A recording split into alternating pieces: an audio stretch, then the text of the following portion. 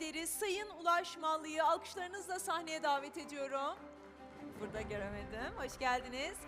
Konuşmacılarımız yapay zeka lideri, Küresel Danışma Kurulu üyesi Sayın Cornelia Şorakır'ı, veri ve yapay zeka yazarı, yönetici danışmanı Sayın Edosa Odara'yı, Mindful CEO'su ve kurucu ortağı Sayın Nedim Heidebrandt'i ve yapay zeka girişimci stratejist Doktor Anka Garon'u alkışlarınızla efendim sahneye çağırıyoruz. Welcome.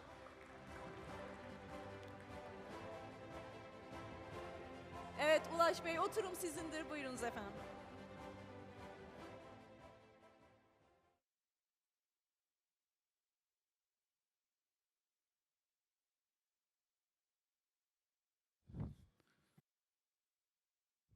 Do you hear me? Perfect.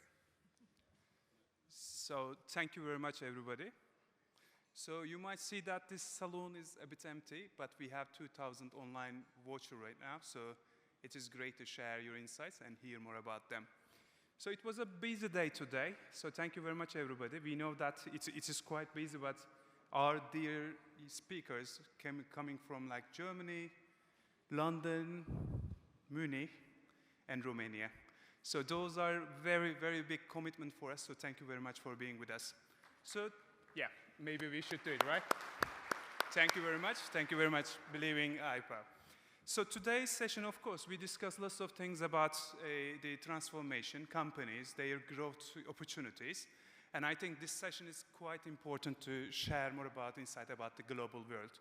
So what is happening? Everybody's talking AI is a great enabler. Lots of things it is going to happen.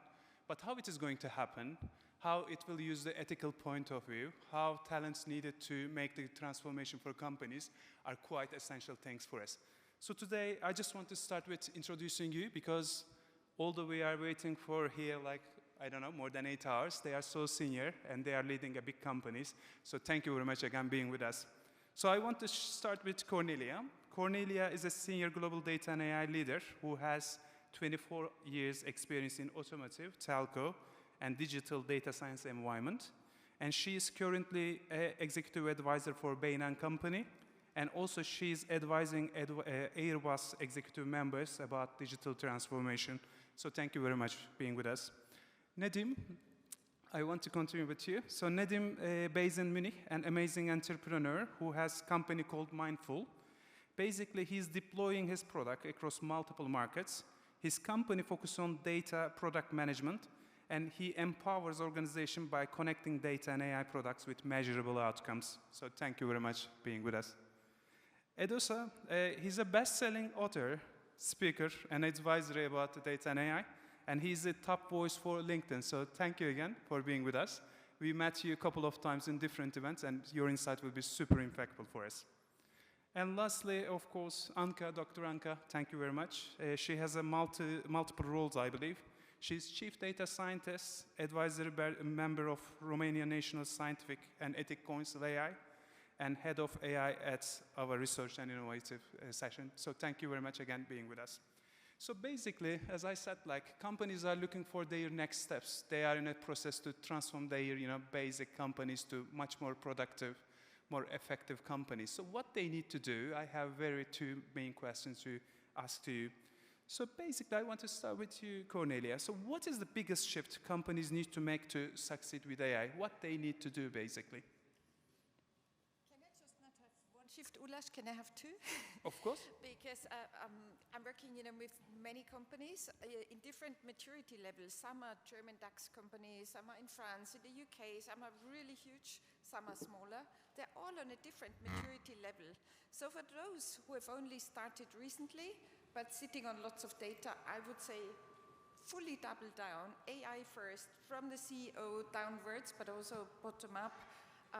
You have to really invest in a talent, make buy partner, and go fully all in, because AI benchmarking has shown that the gap between the leaders and the laggers in an industry is always widening. If you look into the last years, every year the gap has become bigger. We've heard that today from several speakers. So, and if you are already at that level, if you are already AI first, and I'm also working with great mature companies, then you have to go agentic AI first. What does that mean? Really double down on AI agents and the human interaction between, your team and the AI agents. And this is a very new field where we're seeing success, but also where we're seeing new challenges. Amazing, thank you very much. I want to jump to Edusa. Edusa, like Cornelia, of course, from the industry, but you are as a consultant to multiple companies. How do you think? What shift needed to make the AI successful in the companies? Thank you, Ulas. So for me, when you have the big sort of research that come out and say we have 15 trillion to come out of AI, it's kind of very exciting, and you see all the big presentations as to what's actually going to happen and how it's going to be of benefit to everyone. But in my work, I actually am an advisor, actually not just an AI advisor, specifically I advise on AI value. And so when I go and speak to a lot of organizations, I'm sitting between more or less the creators and the consumers of AI. And you would think that with something that's going to give you trillions, you will have a lot of investment. There'll be no question. I mean, there's nothing else anyone can tell us right now that's going to give us all these trillions, right? But when it comes to the reality of it, when it comes to the conversation you're having with your executive, with the board, it's not so straightforward, right? So what I do is I go in and help to, create that proposition, or sometimes to help you look at how do you deliver this value, right? So the big shift I normally say to people is start with this idea that actually, it sounds a bit radical, I must tell you, but start with this idea that data and AI have actually no value. Aha, very radical, I told you. But instead, you come up with this idea that the value of data, the value of AI, comes from the problems that they solve. So you need to start with this. You need to start with this idea of what is the problem that you're trying to solve. So as an organization, whether you're big or you're small, you're medium, that's the thing that's going to give you the value, not the biggest data lake or the biggest, in the end, for some people, you end up with a data swamp almost, right? But you need to know what is the problem and then understand what is the value of that problem, and then you can take that value of problem and then you can get investment. So I think when you're looking at it from the viewpoint of organizations who don't have all this money, who don't have a budget just for R&D, who don't have, I think a lot of people in this room might be in those kind of organizations or in government or wherever else, where you don't have unlimited resources, unlimited funds, you need this kind of mindset shift of not just data and AI as a new oil, but actually data and AI is something that actually gets its value from solving real problems. Wait a minute. You are telling us that we spend all day for nothing? No, it is not the case, but like great, naturally, very, very valuable what you said. So I think naturally flow is going really well. So my dear friend Nadim, who is a practitioner to create some value from the data, what I see from any companies, like I'm working for a corporate as well, and we are having those difficult to show the incremental value, what data or AI will bring to the, the decision. So of course, all top management looking for value. Every day they are counting dollars, pounds, or any type of, currency level. So what do you think, Nadim? Your insight will be super impactful. I really have to be careful now that we don't shift fully into a value discussion because this is really close to my heart. But I can just double down on what you said and fully agree. This was actually the reason why I founded the company 5 years ago. Because I think the biggest challenge is how do we justify value contribution from data and AI to the overall business. I think in the session before, and thank you very much for the presenters here because they showed so great results and solutions, how they leverage AI and technology and all of that stuff. But this is not the status quo of most of the organizations. Most of the organizations are either low maturity or they don't know how to really apply the technology. They're at the very beginning. And just as you said, they don't have this R&D budgets. They don't have these great opportunities maybe than other major enterprises might have. So the question is, how do you justify your value contribution to the business? So you start with the problem space. And I mean, when I founded the company 5 years ago, we spent only 3 years in R&D to build our software, to define an approach how to automatically identify business value for every single use case. And this is the way how you should actually start also to shift the mindset. Maybe one last number I brought for today, I'm using this also on a few other occasions. At the beginning of the year, PwC has launched a study, or has published a study. They interviewed 4,700 CEOs globally, all over the world, asking their intent for their investment for AI, and if they want to, like, how they want to tackle this technology for their business. Out of the 4,700 CEOs, 70% stated that they don't feel enabled to quantify the value from AI. At the same time, 99% of the CEOs stated that they want to invest into AI. So everyone wants to invest, while 70% don't know what the outcomes are. And I think this shows exactly where the challenges are and where the market stands, and where the mind shift has to change. On the one hand side, of course, getting familiar with the technology, if it's data science, machine learning, AI, Gen AI, agentic AI, these are all great technologies. But at the same time, you should not spend any kind of dollar or euro or lira if you're not familiar for what we are doing, what we do. And I think this is the greatest shift we have to take. Thank you very much, Nadim. Like, great takeaway. Again, as you said, like, everybody wants to do AI, but they don't know how to do it, or how to get a short-term, value when they compare to, companies, a long-term, targets, etc. It's hard to quantify. So, yeah, very, very good insight. Thank you very much. Anka, last but not least. So, what do you think? How is everything from your end? So I want to give some examples, some practical examples. So I come from a scientific background. I was a researcher, AI researcher for 11 years. And then I started my own company, like a startup. I had an innovative AI agent that was supposed to use data-driven knowledge to improve hospitality services. This was in 2015, before Siri, before Alexa. And I was so happy to go and to get all the data and to do my work, to do everything that I had to do. So I was at I was at the first hotel. I got my first client. I went there and I said, okay, I'm ready, give me your data. And they gave me a notebook. They literally gave me a notebook, like a paper notebook. And I was, okay, where are the servers? Where is the data? This is it. We do this like for 30 years. We have one person. He's in charge of the holy notebook. They are doing great.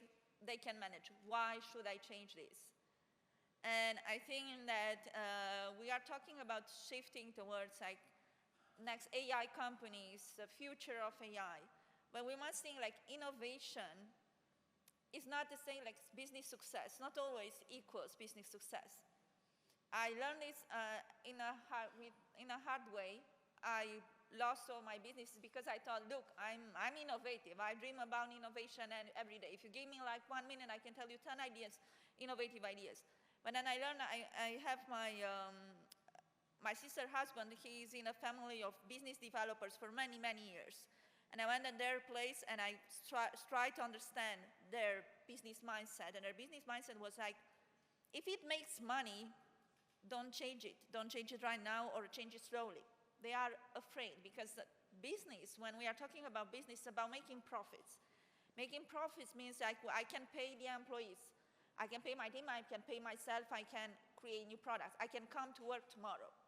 AI promises a lot, but it's not, doesn't mean that automatically it increases your profits. Sometimes in the beginning, it even like slows you down. So it is a risk in this sense. So we have to kind of play it a little bit like on a downside and try to cool things a bit down, because we have to always consider the domain expertise and the business expertise. And I think that we have to kind of combine those two, because otherwise it's going to be worse. And I don't know if I have time, I'll give another example. There was, in 20 years, I worked with a lot of use cases. So I worked with a city smaller than Ankara. It was like a town. And they invited me to write their AI strategy. And I went again, and I spent time there in the city hall. And they didn't have anything. They didn't have like a standardization of data. Everything was mixed in legacy system, old systems. And you cannot start building innovation on something that doesn't have a good foundation. So I think first you have to clean a little bit to clean the data, but I think first you have to change a bit your mindset and to think that okay, I'm going to do this. At first it's gonna be hard, but then it will bring me satisfaction. So this is it remains at the business level, whether it's a risk that they can take. And I agree with what the Google speaker said earlier. I think that there are still businesses that don't apply AI, but I don't necessarily agree that it's a culture thing. I think it's a business mindset. And you always have to think first, of course, okay, is it something that would give me value, and in how much time? Thank you. Thank you very much, Anka. So basically, when I hear all of you, what I heard, data is hard to show the value, and leadership and short-term value showing to the business is hard, but you need to be mindful, or you need to find the right use case to show the incremental value. I really want to check the questions with you, because when I look at the community, I can see that there are founders, managers, some company leaders and leaders. When I look at the community, always leaders are coming first in this special group. So how do you build the right leadership or talent for the company to call it as a AI-driven one? So what manager needs to make that companies shift their mindset to more AI-driven company? So Cornelia, how do you think? Well, I've built many hundreds of use cases in the last 12 years, AI use cases in large companies. And I think many of those companies were the most successful where the CEO and even the supervisory board were strongly supporting these AI initiatives and also helped with all the impediments, because let's face it, there are lots of impediments. I worked in highly regulated industries in countries with high other data protection and other very important things, so it's not always very easy, as the tech companies may want you to think it is. So I think top-down support is very important, because first of all, sometimes it's even hard to get the data, and politics are there, or you don't have the right skills. And then talent is key. You have to find the obsessed.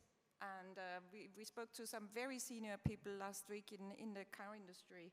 They said, the AI is not the problem. You have to find the right skills, and you have to have them in-house, and I share the same view, because I think when I look back the last 12 years, when were my teams the strongest?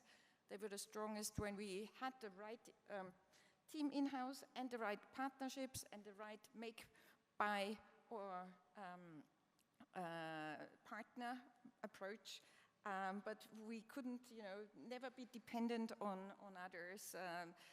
This is your future, so you have to have the right skills. You don't have to have 100% in-house, but really a critical mass. And then don't forget the departments outside AI. I mean, there are big risks. I just heard the numbers, almost 70% of large company employees are hiding the fact from their boss that they are using ChatGPT in their work, and maybe it's not even allowed. But they're using it despite, and just imagine all the security risks and the risk of losing IP of a company. That is happening left, right, and center, and you can't ignore that. Even if you have the best in-house AI team, you also have to upskill everybody to make sure you are not going the wrong way in that direction and have unnecessary risks. And this is happening, and I can see it. So people believe it's so easy. Everybody keeps telling, yeah, just buy AI and this will be the solution. No, it won't. You have to have an entire approach in your company. I have to confess, Cornelia, like similar to others, I don't know how those people are behaving, but in the company, whenever I send an email to top management, I always rewrite it with ChatGPT. The problem about this, like, there is a company policies, you can't directly write, right? Yeah. But always you are taking the, special notes to outside of it, rewriting it. I think there's a big policy problems, but it's a different topic to discuss. Just imagine how many patents or how many competitor data or internal, really important finance data is going somewhere it shouldn't go. Yeah, and that is a risk that people don't see, but just imagine what happens with the data. Once you lose it, it's gone. Hope we will not learn one day. So, Eduso, how do you think about the leadership one? It's a very difficult question, because I don't know if I look around the room, I don't know if there's anyone here that can raise their hand and say they know where we're going to be in in 2 years' time, 3 years' time, with AI, with Gen AI, with agentic, what's going to be next, right? So I think that's the important thing that we have to recognize now, is that we are in a transformation. It's a radical transformation. And when that's happening, there's a lot of unknowns. And when there's a lot of unknowns, you need to be most resilient in terms of how much you can stretch your imagination, your thinking. And so what I say in this kind of situation, you need a lot of creativity. But because you don't know, you would need to experiment, right? There's going to be many failures in the process. So what kind of leader will enable all of these things to happen, that can create the kind of environment that allows this experimentation to happen, understands that we're in an uncertain situation, right?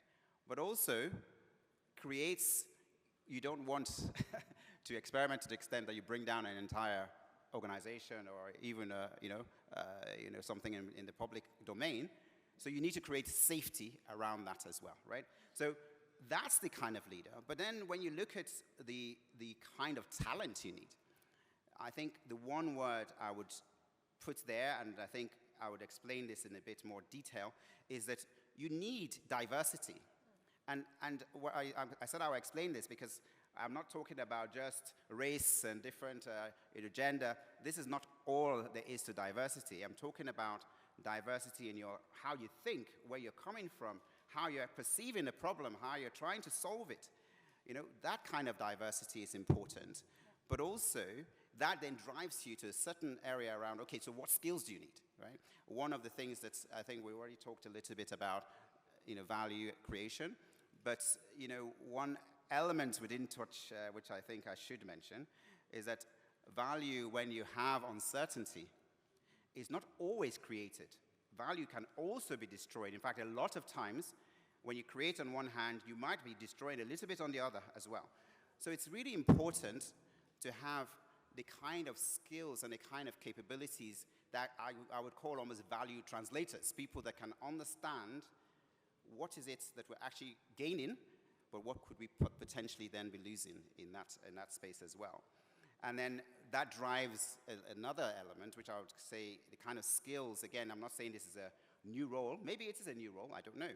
But you need also people that protect value, right? They're protecting value. I'm not talking here just about money, but also about, the bigger values, whether it's human values, whether it's jobs, whether it's, policymakers were here earlier on today, talked about how we need to protect that.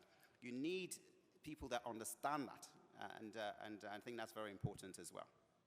Very, very insightful. Thank you very much. Nadim, how do you think? When I think specifically about leadership, then two stories pop into my mind from the last 6 months. And believe it or not, my best story from the last 6 months has been that I was able to talk to a CEO of a major retail company in Germany. And he explicitly told me they want to stay digital 1.0. No digital transformation, no overhead of transformation projects and efforts and making the people crazy of reorgs and all of that stuff. Believe it or not, they are double-digit growing and outperforming the market without any digital transformation. They are optimizing their processes, hardcore. Why did he talk to me? Because he said, okay, we have specific problems in our value chain where people are working manually, and we believe that automation can help us to improve operational efficiency. So no big digital transformation projects, no transformation agendas, like it was really crazy, and they're performing double digit. So, pardon, I'm Yeah. interrupting you. So this means that we need to be more precise, right? Like rather than try to start Now here comes the point why I'm coming with this story. I think when it comes to leadership, it comes to courage, and it comes to conviction. So either you are convicted of the technology, and this is what Cornelia said as well, then you have to double down on it, and then you have to go all in, and you need a proper strategy around that.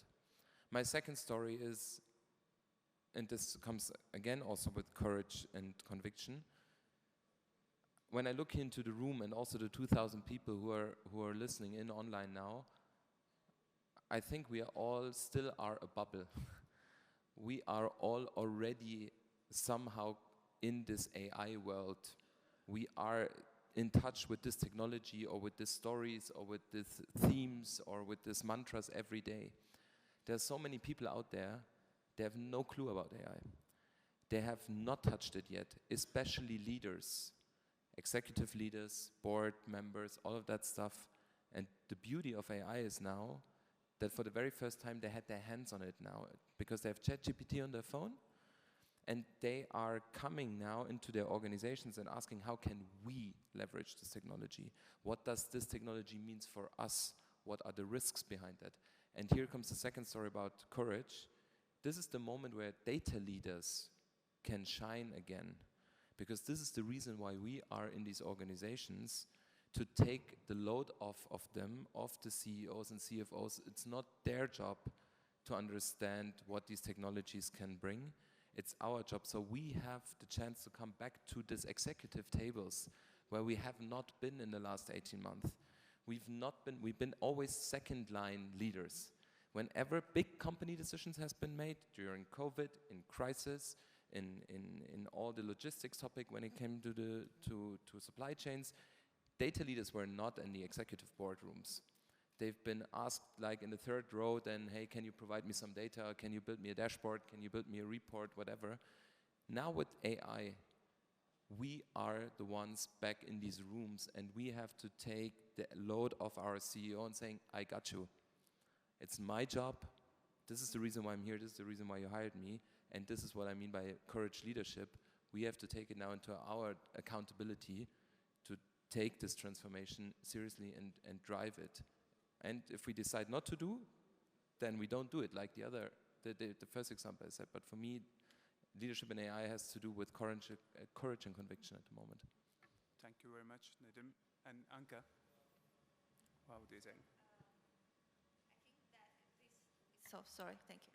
So I think that to be a good leader, it's something that since ages ago, now we kind of need just a bit of shift of our understanding of what technology brings, and especially understanding what is AI and what it is not. And I want to give you again an example, because I know that here many of you are leaders of companies, of organizations, of many different domains. So maybe some of you will not kind of understand, or maybe not empathize what is said on the stage because it does not apply to you. But I want to tell you like a very emotional success story of what a true leader in this AI era is. And I have been lucky enough to work with an organization we are the ambassadors of the Women in Data Science competition from Stanford University. It is an international hackathon that promotes female scientists, and they kind of want to get them involved. I kind of have an overview and work with companies, with high schoolers, with faculty deans, and we try to bring as many people there as possible. So we are supported by big companies in Romania, and one of them is a big oil and petroleum company, and let's say the CFO of the company is an incredible woman and leader. And what does she do? So imagine in a big company you have employees which are like 45, 50 years old, and they all their life they wrote they had to enter data into the computer, they had to deal with the data, incoming data from all the petroleum platforms on the sea. And then at some point you have to say, well, sorry, your work stops here. Now it's an AI that actually does this. And imagine how can you think of letting go of those people that kind of went through the same problems and challenges with you, and they were in the company. You don't want to get rid of the team. So what did she decide to do was kind of, I still believe that she's kind of a daredevil and maverick. And I support women, and although because she's a woman, I think she had like really, really courage to do that.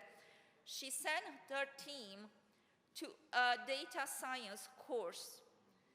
And she kind of like took that from the company, and she gathered like 50 people, and she sent them to do a course. And after 3 months, part of that team, they decided to take a few, like five women. They were aged like from 40 to 55 years old. And after the course, they decided to enroll them in the competition. When we saw that, we were like, are you sure? Like, mostly they are like high schoolers, they are like students, university students, or like young people, data scientists. And do you think that it's gonna be okay, like coming and trying to deal with this? And they said, yeah, we wanna give them this chance. And what is something amazing, it's actually that the lady who is 55 years old, and she followed a 6 months intense career reconversion course. She won the first prize in the Romanian competition. I think she was among the 30 people at the international level from 800 data scientists. 55 years old lady from a company, oil and gas company in Romania, like a very old company with old principles. So imagine what was the impact of this. Currently, she is the head of data science department in that company, and this enabled other departments from overseas, from other countries, to apply the same policy and to apply the same strategy. So I think that this is a true leader, definition of a true leader.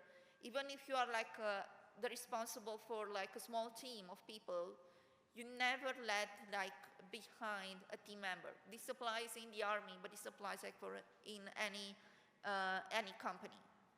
And yeah, this is like what I see as a true leader, along with being visionary, understanding that the future is now, and we won't be able to hide much, especially in the fields where we are kind of digital and we are dependent on what happens in the digital side. I am myself the owner of an AI company, and every day I wake up and I see like a new tool, a new thing that will replace part of my people, and maybe at some point will replace myself. So it's always, you have to think one step ahead, but at the same time be human and take good care of your team, and they will do wonders for you one day. So that's my definition of a true leader. Thank you. Anke, thank you very much. I have 10,000 more questions, I might say, but I'm kidding. So thank you very much. Those are so insightful. What I really learned from this session, really, just try to take some notes, like data and AI, nothing, right, itself. We have to be very mindful and we have to be precise, in my opinion. Leadership and commitment is quite important. Leaders should be very precise, again, to make sure they create incremental value from data, which might be either growth or cost to serve. They need to somehow touch the P&L, right? The third one is sometimes we don't need the AI. Like AI is so fancy, maybe we should just use AI as LLM to translate something or different things. But we don't need always AI. Again, we need to be very, very mindful on that. So thank you very much for coming today. Basically, you really travel a lot from different countries. I want to remind again, Romania, France, Munich, Berlin, then UK. I think this is great time today and tomorrow to meet new people, build new relationship, and build new maybe connection or business model. So we are all inviting our dear guests and speakers to meet more and create this network, events more and more in the coming hours. So thank you very much, and thank you very much everybody for listening to us. Çok teşekkür ediyoruz. Yapay zeka ile şekillenen geleceğin şirketi oturumumuzda sona erdi. Bu kısımda da hediyelerimizin takdimi için Başkanımız Sayın Zafer Küçükşabanoğlu'nu sahneye davet ediyoruz. Alkışlarınızla efendim.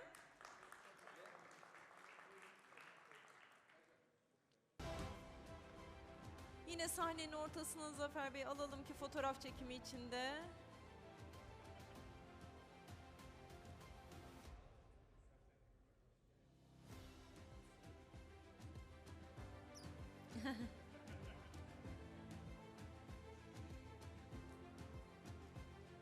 Ben yine biraz notlardan bahsetmek isterim. Burada biraz bütçeler çünkü devreye girdi. Rakamları konuştuğumuz bir oturum oldu. Yapay zeka umut vaat ediyor ancak bunun için hazırlanacak sisteme bütçe gerekiyor. Çünkü bir Ar-Ge çalışması lazım ve bu Ar-Ge'ler için de yatırım gerekiyor. Pek çok firma yapay zekayı, yeni teknolojiyi nasıl kullanacağını daha henüz bilmiyor. Ve bu Ar-Ge çalışmaları için de yatırım yapabilecek bütçeleri olmayabilir ya da bunu doğru kullanıp kullanmayacaklarından emin değiller. Hatta teknoloji bazı firmalar için dezavantaja da dönüşebilir dendi. Süreç aslında herkes için iyi yönde ilerlemeyebilir. Bunu nasıl kullanacaklarını, ne yönde kullanacaklarını doğru bir şekilde bulmaları gerekiyor, altı çizildi.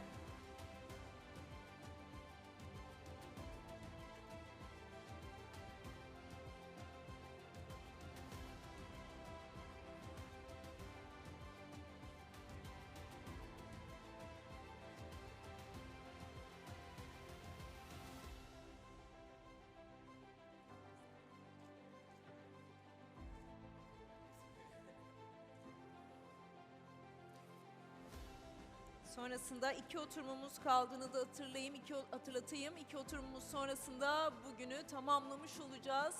Yarın yine bizi uzun bir gün bekliyor olacak. Aynı zamanda online'dan da birazdan bakalım kaç kişi bizi izlemeye devam ediyor bugün içerisinde.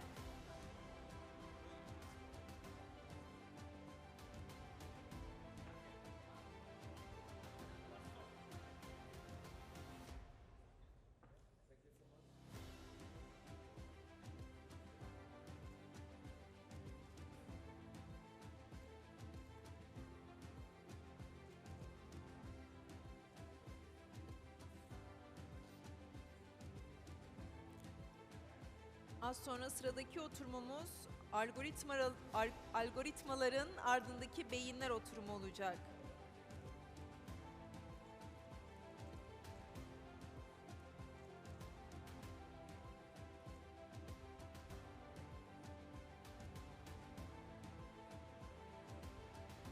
Plaketlerimiz, madalyonlarımız sahiplerini buluyor. Bugünün anısına oturuma katılan konuklarımıza hediye ediyoruz. Hoppa.